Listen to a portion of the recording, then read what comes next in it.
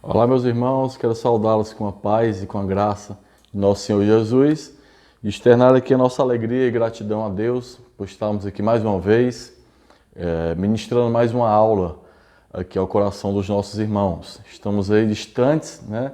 Mas temos feito esse link, esse contato com vocês virtual por intermédio das aulas que semanalmente nós temos postado aqui no nosso canal da EBD, né, da nossa querida Igreja de Parque São José. E eu espero que vocês estejam sendo edificados pelo conteúdo que está sendo lançado e compartilhado com vocês aqui, né? Quero fazer alguns pedidos básicos, né? Pedir a vocês que gostarem dessa aula, que forem edificados por elas e ainda não foram inscritos no nosso canal, se inscreva no canal, né? Clique aqui em inscrever-se abaixo do vídeo, ative o sininho, deixe o seu gostei e interage conosco nos comentários. É algo que nós estamos sentindo muita falta dos irmãos fazerem, né? Não sei se por timidez ou se por falta de costume ou de habilidade, mas eu convido vocês a encarar esse desafio e, após o término da aula de hoje, deixar aqui nos comentários a sua opinião, seu testemunho e algo que você queira compartilhar conosco relacionado à aula que vamos ministrar aqui hoje. Então, como vocês sabem, vamos ministrar hoje a lição de número 8, que tem como tema edificados sobre o fundamento dos apóstolos e dos profetas. O texto áureo da nossa lição vai dizer assim: edificados sobre o fundamento dos apóstolos e dos profetas, de que Jesus Cristo é a principal pedra da esquina. Efésios capítulo 2, versículo de número 20. A verdade prática vai dizer o seguinte: Jesus Cristo é a pedra basilar da igreja, que está edificada por meio dos ensinamentos dos apóstolos e do testemunho dos profetas.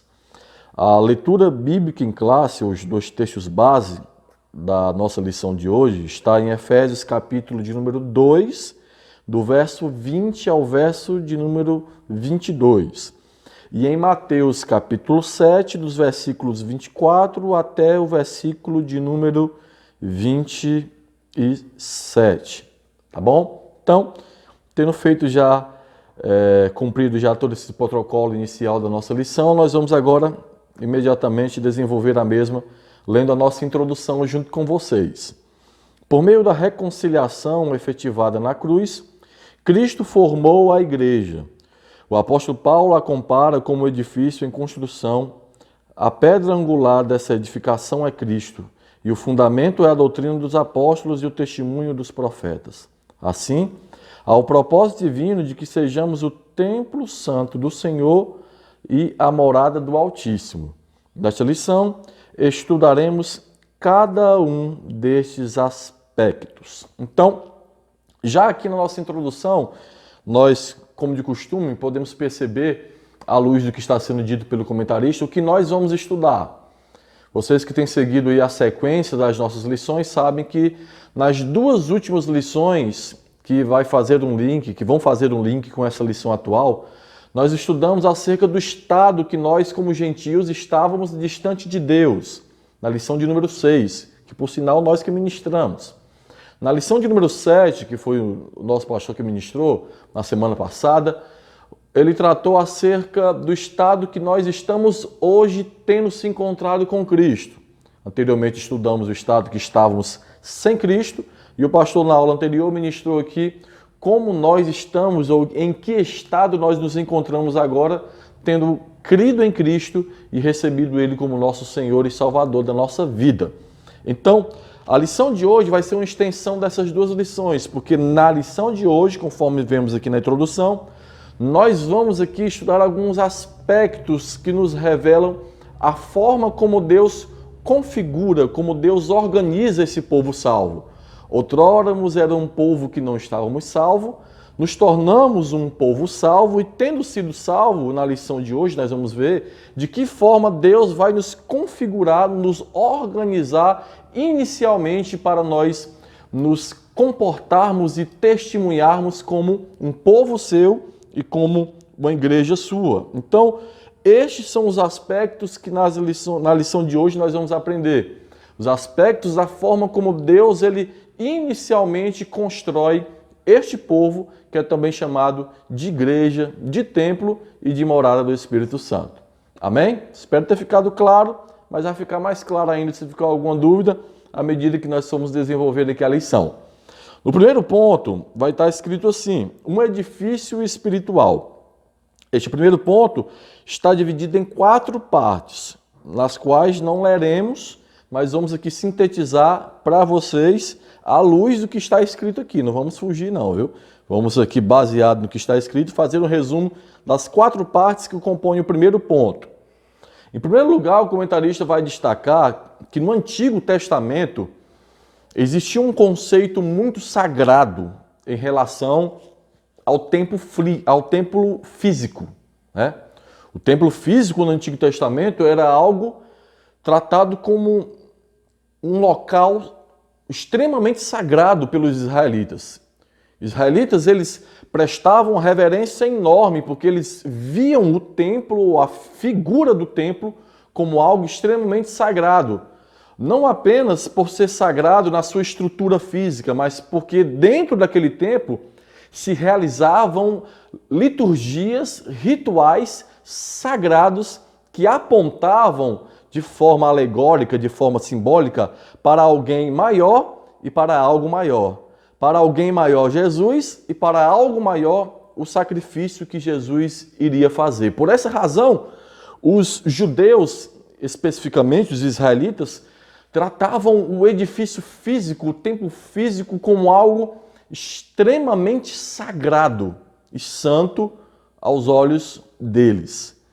Todavia, quando nós saímos do contexto do Antigo Testamento e entramos no contexto do Novo Testamento, nós vemos que existe um novo conceito acerca do santuário, que pelo comentarista aqui é chamado de santuário cristão.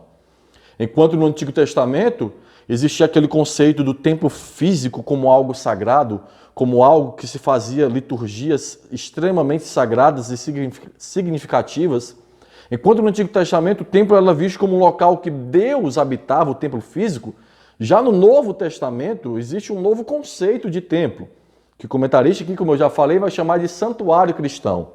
E neste conceito, não é mais o templo físico que é apresentado como algo extremamente sagrado, mas somos nós que somos apresentados como algo extremamente sagrado e consagrado por Deus. Nós, no Antigo Testamento, é que somos o templo e a morada do Espírito Santo de Deus.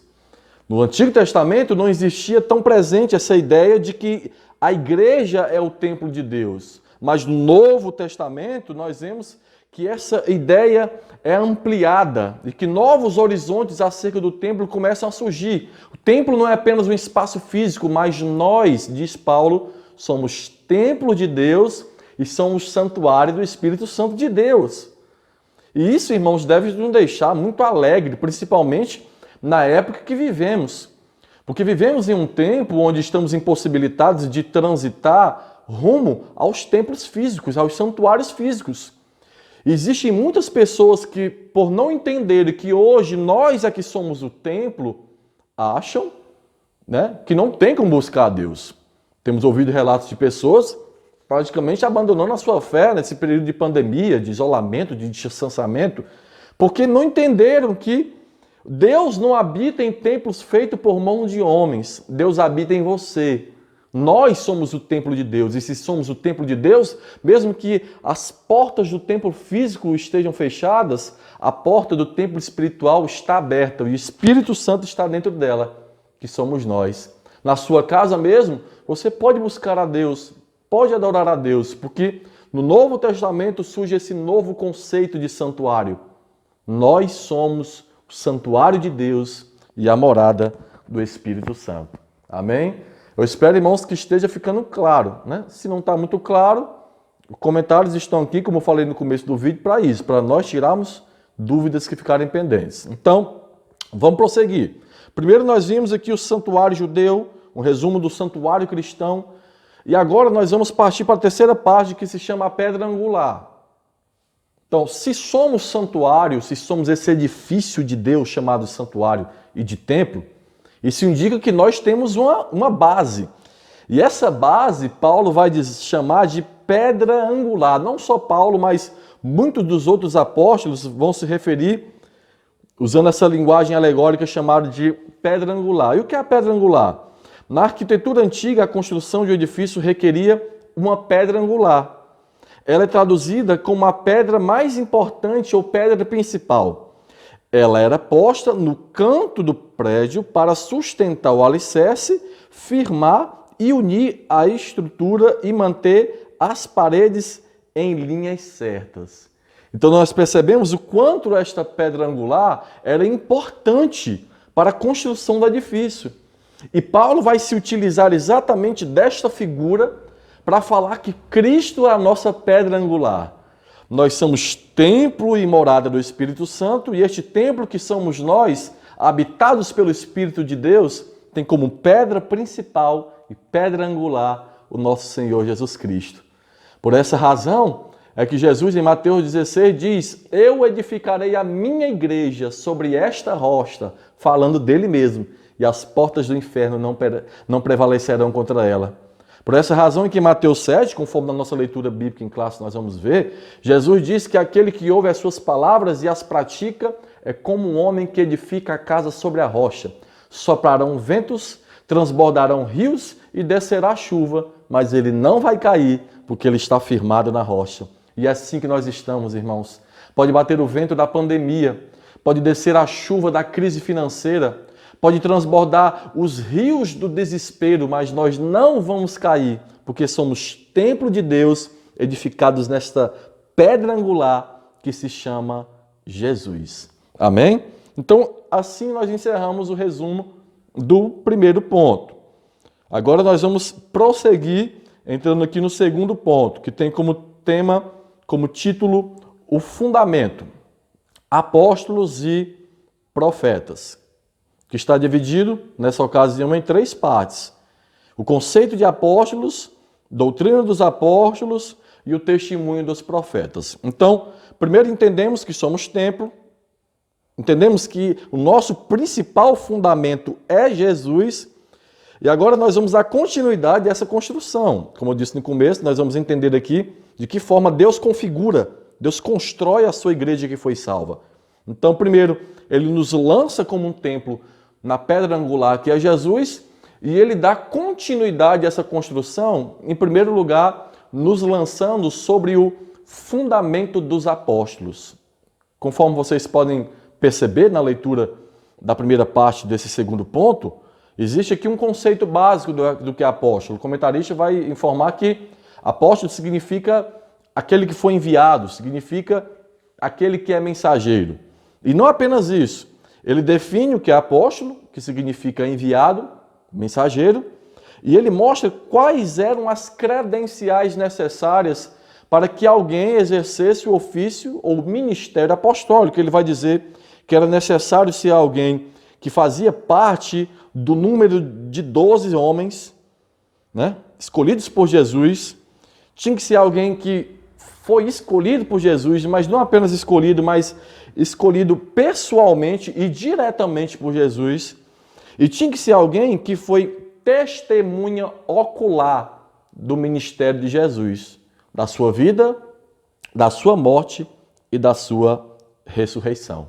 Então, foi sobre o fundamento destes homens, com estas credenciais, que nós fomos edificados. E eu quero aqui abrir um parênteses antes de nós darmos continuidade e dizer que os apóstolos são apresentados aqui como fundamento.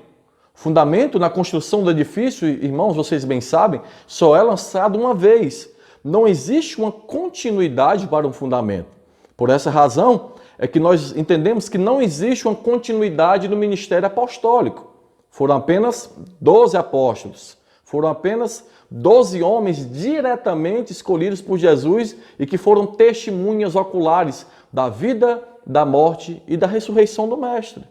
Aí talvez você me pergunte, mas irmão Paulo, não tem apóstolo tal, fulano de tal, não vou citar o nome aqui porque é para não criar polêmica, né? Mas não tem apóstolo fulano de tal, apóstolo assim, apóstolo assado e tal, e tal, e tal. Não tem, irmão Paulo? Tem. Mas o verdadeiro ministério apostólico foi exercido apenas por aqueles 12 homens. Nenhum desses apóstolos que hoje nós temos aí diante de nós foram escolhidos diretamente por Jesus, pessoalmente por Jesus. Nenhum deles foram testemunhas oculares da vida, da morte e da ressurreição de Jesus. Sendo assim, não são, apóstolos no sentido ministerial. Por isso, Paulo diz e faz questão de dizer que estamos edificados no fundamento dos apóstolos, que existiu, mas não existe uma continuidade para ele hoje, mas que existiu e foi extremamente fundamental ter existido para que a igreja fosse edificada sobre eles. E não apenas o conceito de apóstolos, nós vemos aqui no segundo ponto, mas também vemos na segunda parte desse segundo ponto, o comentarista falando acerca da doutrina dos apóstolos. Aí aqui onde eu vou falar novamente. O ministério apostólico não existe uma continuidade para ele. Foram 12 apóstolos e pronto. Mas existe uma continuidade da doutrina dos apóstolos. Nós devemos ainda hoje crer na existência da doutrina dos apóstolos. A igreja verdadeira é uma igreja apostólica. Apostólica em que sentido? No sentido de que ela abraça a doutrina dos apóstolos como regra de fé e de prática para a sua vida. A igreja que não abraça a doutrina dos apóstolos, seja ela qual for, e seja ela qual nome tenha, ela não é verdadeira. A igreja verdadeira, ela persevera, como está lá escrito em Atos, em oração, em comunhão, no partir do pão e também na doutrina dos apóstolos. Por que é necessário, irmão Paulo, que nós perseveremos na doutrina dos apóstolos? Uma resposta básica. Porque foram eles que aprenderam do próprio Jesus. Os apóstolos aprenderam do próprio Cristo, eles beberam direto da fonte. Então, por isso, eles são a fonte mais confiáveis sobre as quais a igreja pode ser edificada na sua estrutura doutrinária. É por isso que nós devemos crer na doutrina dos apóstolos, porque eles aprenderam diretamente do próprio Cristo. Outra coisa que o comentarista vai frisar na segunda parte do segundo ponto, ele vai dizer assim, a Bíblia de Estudo Pentecostal ratifica que a revelação dos apóstolos, conforme temos no Novo Testamento, nunca poderá ser substituída ou anulada por revelação, testemunho ou profecia posterior. O que ele está alertando aqui, o comentarista? Que a doutrina dos apóstolos deve ser abraçada e não deve ser substituída por nada.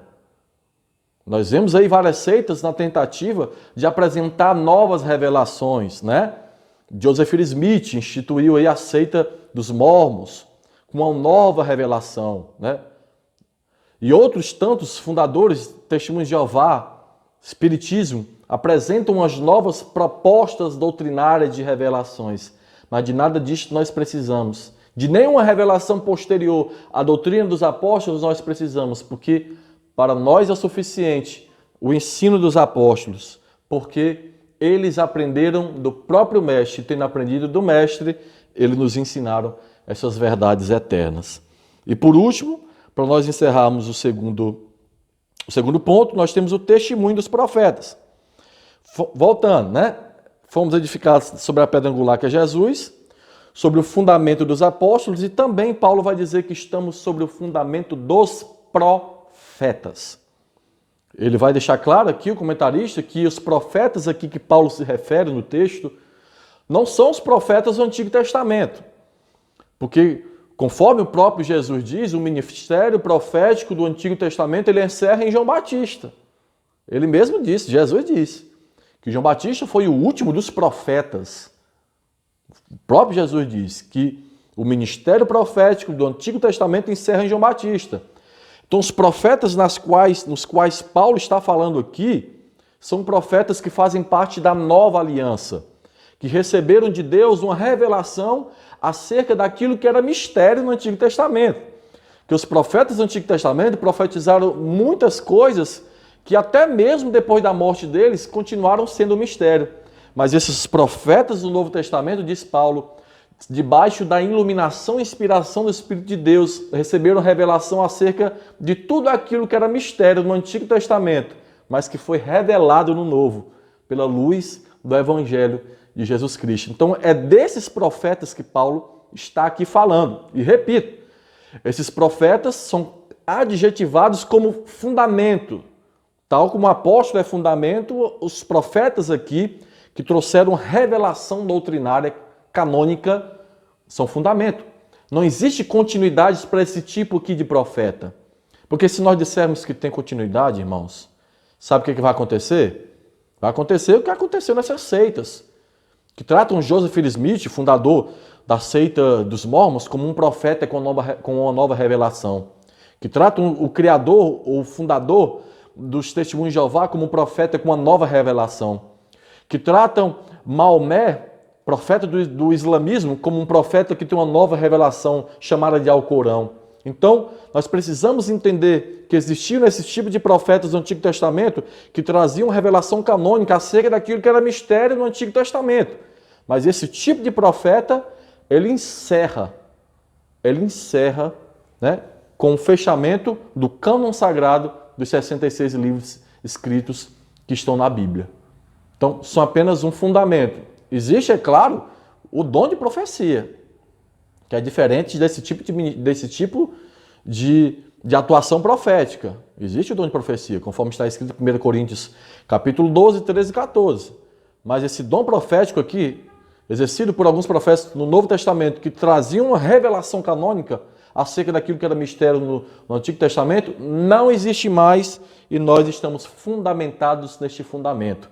Na pedra angular que é Jesus, nos apóstolos e nos profetas. Amém? E assim, vamos prosseguir, né? Nós precisamos aqui nos conter para dar um resumo bem bacana para os irmãos. E agora nós vamos prosseguir já para o terceiro ponto e posteriormente para a nossa conclusão. Espero que esteja boa a aula, tá bom? Tá com dúvida? Tá confuso? Repito. E não esqueça, e não me canse de reiterar, de repetir, né? Aqui os comentários para deixar a dúvida que vocês tiverem. Então vamos lá, terceiro ponto. Eu vou ler com vocês o terceiro ponto. Já resumi os dois primeiros, o terceiro eu vou ler junto com vocês aqui. Terceiro ponto diz: edificados para a morada de Deus. Primeiro, ele vai dizer: nós somos um edifício bem ajustado. Não tem como não ser bem ajustado, né?